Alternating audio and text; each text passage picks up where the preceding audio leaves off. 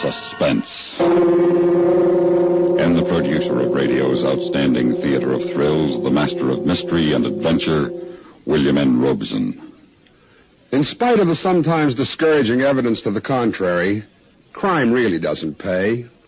The chaser of the fast buck always slips upon the banana peel of retribution and ends up with his nose to the grindstone of penal servitude, if we may be permitted to mangle a metaphor. Upon this moral precept hangs a tale, which you are about to hear. Listen then as Jackie Cooper stars in The Amateur, which begins in just a moment. And now, The Amateur, starring Mr. Jackie Cooper, a tale well calculated to keep you in suspense.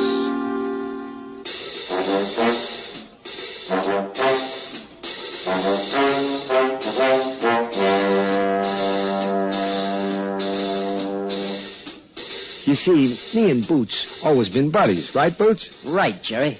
And, you know, we're always looking for an easy way to a fast buck, so when this here thing happens, well, I mean, we ain't exactly amateurs, you know. So it gives us the idea. It happened last Tuesday night. Me and Boots had been down a pool hall shooting a few, and along about 11 o'clock, we catch the bus uptown. Boots lives about 10 blocks north of me, so I'm hopping off the bus before him. I'll see you, Boots. Right. Take it easy, Jerry. Hey, call you tomorrow. Right. It's about a half a block from the bus stop to my castle. Nothing but a basement apartment in one of them brownstone buildings, you understand. But it's my castle.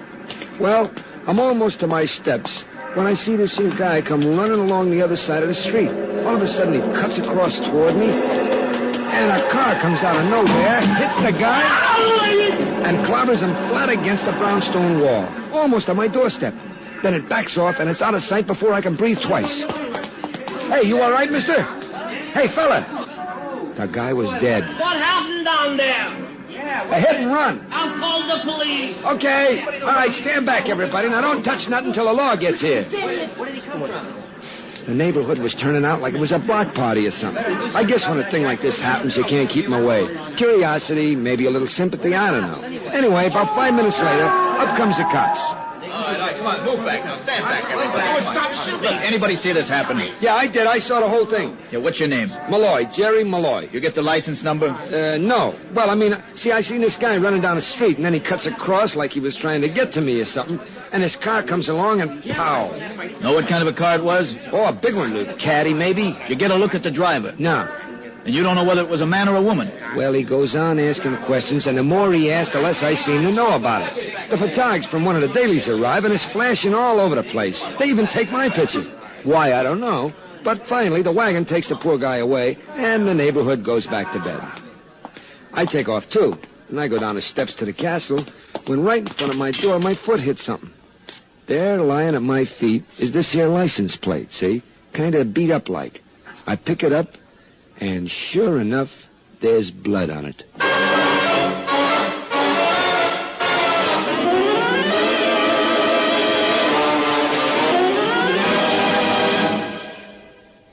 In a moment, we continue with the second act of Suspense.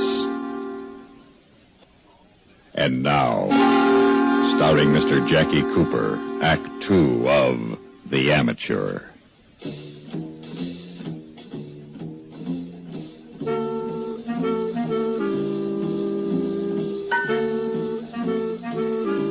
Well, there's no doubt in my mind that this here plate bounced off that car that clobbered the poor guy in the street. My first impulse is to hightail it down to the police station, turn in the evidence. But I decided to call my buddy first and tell him about all the excitement, and see if he'll go with me. Boots says to stay put, he'll be right over. And you seen it all, Jerry? Yeah. The cops don't know about the license plate, huh? No, of course not, you dope. I found it after everybody'd gone. But it was a big car, huh? A caddy, maybe? I think so. It all happened so quick. But it was a big-looking car, kind of prosperous. Oh, yeah, I'm sure of that. Did you get a look at the driver? Look, Boots, the cops already asked me all that. Come on, let's go. Oh, wait a minute, Jerry. I got an idea. Like what? Well, I've been thinking about it since you called me. We might be able to promote ourselves a little dough. Dough? Big car, rich man, maybe. Rich enough to want to buy his way out of a hit-and-run rap. You mean blackmail a guy? No, not blackmail. Just a sale. We got something he'd be mighty glad to have. We sell it to him. Deal's closed. I don't know. This is evidence. We ought to take it to the cops. If he's just rich, this ought to be worth a couple of grand to him. If he's important, maybe 10. It's blood money in a way, kind of. But if he's important and rich, who knows? We might be set to spend the winter in Florida, Jerry. Get us a couple of dolls. But, Boots, listen. Then we'll spend the summer in Europe. Them French babes. Ooh la la. How are we going to find out who he is? Trace the plate. Now, only the cops can do that. I got a friend, Andy. He can find out for us. Suppose he gets suspicious. No, not Andy. Look, let me handle it, huh? Don't go to the cops till we have a chance to see if it works, okay? Well, okay. We're gonna be up there, Jerry. Them little jobs we pulled from time to time, peanuts compared to this. Yeah, but they were safe. You want to be an amateur all your life? This'll make a pro out of you. Set us up for a good long time. Well, okay. That's the boy. I'll drop around the garage tomorrow after I talk to Andy, okay? Yeah, okay.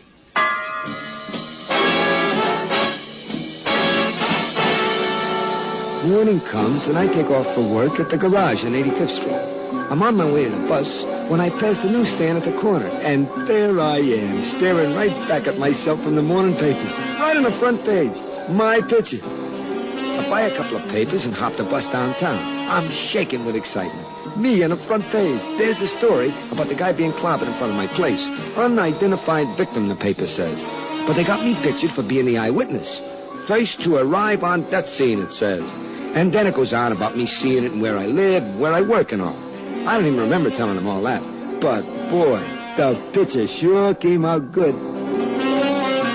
Well, I get to the garage, and I'm a celebrity. All the guys have seen the paper, and the boss says it's $1,000 worth of advertising for the garage, and he tells me to take the day off. So I'm just about to leave and go see Boots when there's a call for me. So I take it in the office, and it's this guy. Hello, Mr. Malloy. Yeah? I read in the paper this morning that you witnessed the tragedy on 110th Street last night. Who are you, a reporter? No, but you might give me some information. I told the cops all I know, which wasn't much. The paper says you were the first to reach the victim, Yeah, that's right. and it happened right in front of your apartment? Hey, what is this? I'll come right to the point, Mr. Malloy. I was wondering if you might have found something. What do you mean? Something I might be interested in having back. Oh? Did you find something? Maybe. You know it's missing, huh? Yes. I'll be willing to pay. Well... And you do have it. Maybe. Where can I meet you? Well, I got the day off. I'll pick you up any place you say. Make it 1 o'clock. Corner of Broadway and 96th. I'll be there. I'll be driving a dark green Cadillac. Okay. 1 o'clock. I'll recognize you from the paper. Well, things was happening even faster than we could have planned. I wanted to give myself time to see Boots and talk it over with him. It's great. Great. Right in our laps. Maybe. Now, don't take the plate with you. Talk terms first. Size him up. Yeah, he sounded kind of educated. Or high class, like. Yeah, he's probably a millionaire, scared silly about a hit-and-run rap. Now, play it cagey. You got him right in the palm of your hand. Remember, he looked you up, so he's scared. You can make your own deal. Yeah. I'll wait for you down the pool hall. Okay, I'll see you there as soon as I'm finished.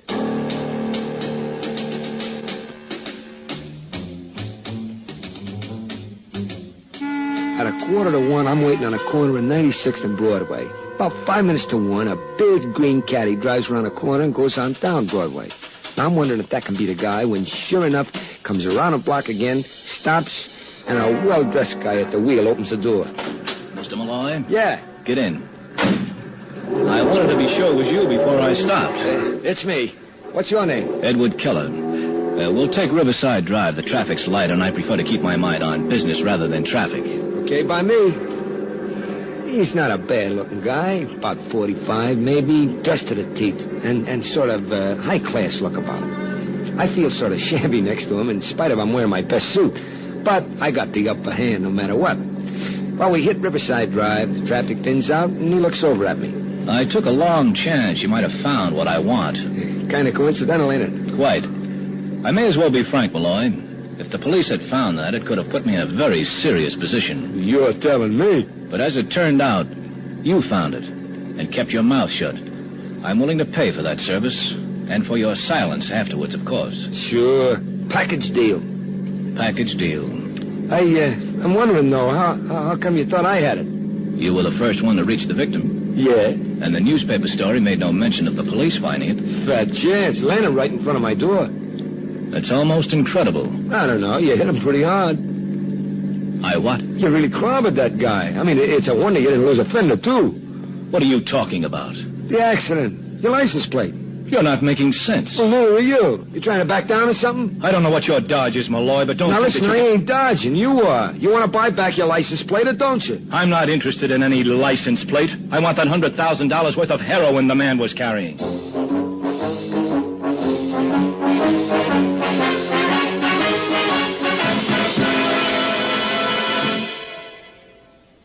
In a moment, we continue with the third act of Suspense. And now, starring Mr. Jackie Cooper, Act 3 of The Amateur.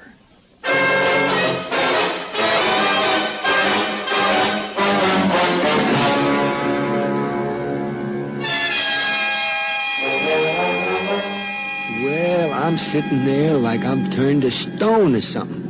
Heroin. This caper was getting too hot for me. He pulls up to the curb and stops the car. All right, Malloy, we can cut out the cat and mouse routine. Now, wait a minute. You mean to tell me you ain't the guy driving that car last night? I'll ask the questions. But I thought I'm you not were- interested in what you thought. I want that packet. Will you listen to me for a minute?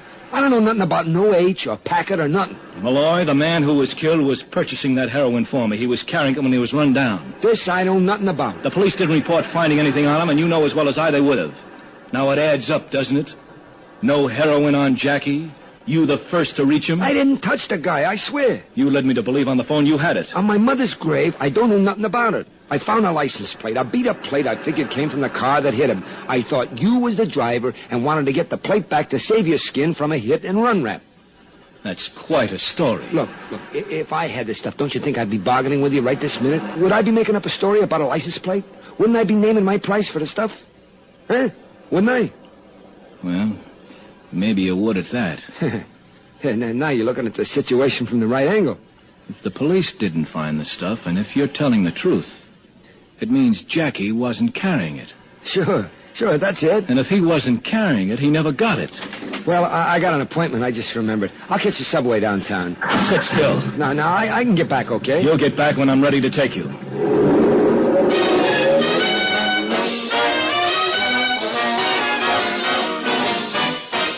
We start back uptown. This guy's really sore, but not at me. That I'm sure of. When we get to 106th Street, he pulls up in front of an apartment and stops. We're only 4 blocks from my place. He gets out and motions me to go ahead of him. We walk up the steps to a foyer. He rings a bell in a sort of rhythm, like a code or something, and after a couple of seconds, a buzzer opens the door. Well, we take an elevator to the 3rd floor, and when the door's open, he steps out into a little hall with one door in it.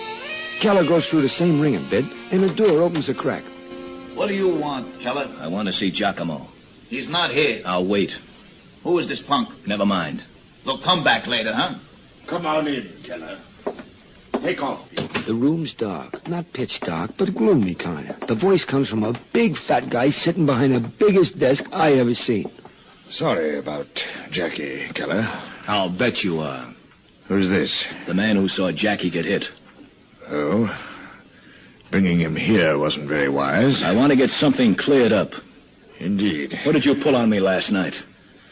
I don't think I like your tone, Keller. What do you mean? Jackie didn't have the stuff or the money on him when they scraped him off the sidewalk. Oh? How do you explain that? Why ask me? Because I think Jackie gave you the money, but you didn't give him the heroin. Really, Keller? What do you take me for? Jackie never showed up last night. What? I was expecting him. As a matter of fact, I inconvenienced myself waiting for him. Then this morning we read of his demise.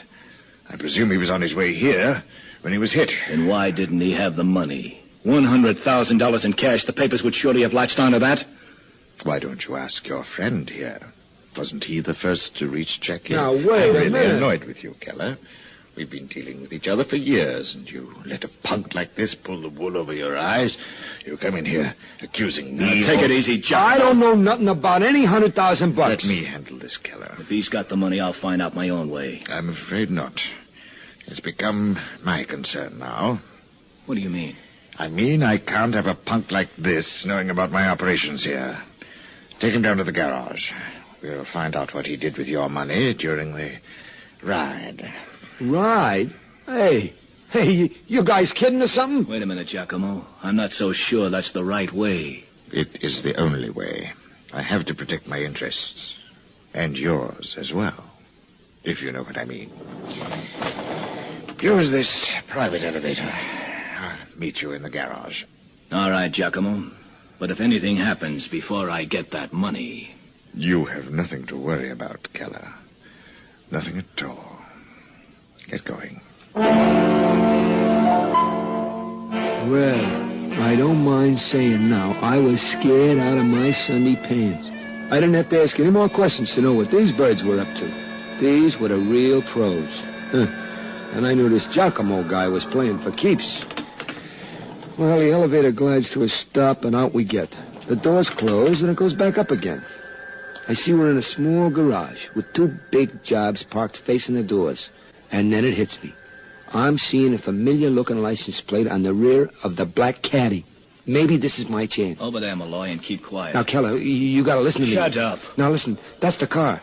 The black cad there on the left, that's the one. The one what? That's the car I seen run down that pal of yours. What? Believe me, I know that license number. And I give you 10 to 1 odd the front plate's gone. You see, it ain't there. Because at this minute, it's behind the bottom drawer of my dresser. Don't you see? I've been leveling with you. Yes. I'm beginning to see a lot of things. This schmo Giacomo rode down your pal with his own car. Look at him dents in the bumper. Uh-oh. Keep out of the way, Malloy. I've got a little matter to take up with Giacomo. But watch out. He's got his goon with him. Well, Keller, why aren't you in the car? Which one, Giacomo? The one you murdered Jackie with? Boss? No. No, the other one. Or perhaps you'd like to run for it, as Jackie did. Oh, no, Giacomo. You can take the punks for rides and squash the flunkies on the sidewalk, but you don't push me over. I am eliminating my middleman, Keller. You're eliminating nothing. I want that 100,000. You won't be needing it. What are you... I've decided not to sell to you anymore. And the nature of our business makes a permanent termination necessary. I think you know what I mean. You fat pig. Get in that car. You fat rat, you miserable... Then all three of them were in a heap on the floor, and I was in the caddy starting the motor. I stepped on the gas, and I went through them garage doors like a dog through a hoop. And then... Well, you guessed it. I run smack into a police car. And I'm never so glad to see cops in all my life. Well, they go in and clean up Giacomo and his playmates. But if you don't think I had some explaining to do, they had me tied up with them ghouls. So I have to get them to take me home where I give them the license plate and tell them the whole story. I get a hold of Boots, and like the buddy he is, he backs me up. But we have to spill the whole thing to the cops to get ourselves out of being connected with the dope pushers. Right, Boots? Right, Jerry. So, they're holding us for intent to blackmail, withholding evidence, and I don't know what all. But the mouthpiece says we'll probably get off easy since we made a clean breast of it and helped catch them harpies. Hey, by the way, Mac, what are you in for?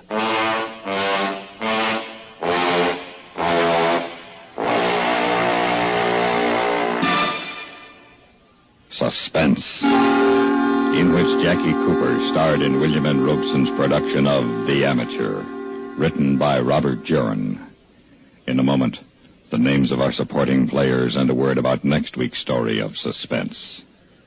Supporting Jackie Cooper in The Amateur were Tommy Cook, Peter Leeds, Barry Kroger, and Norm Alden. Listen. Listen again next week. Another tale well calculated to keep you in suspense.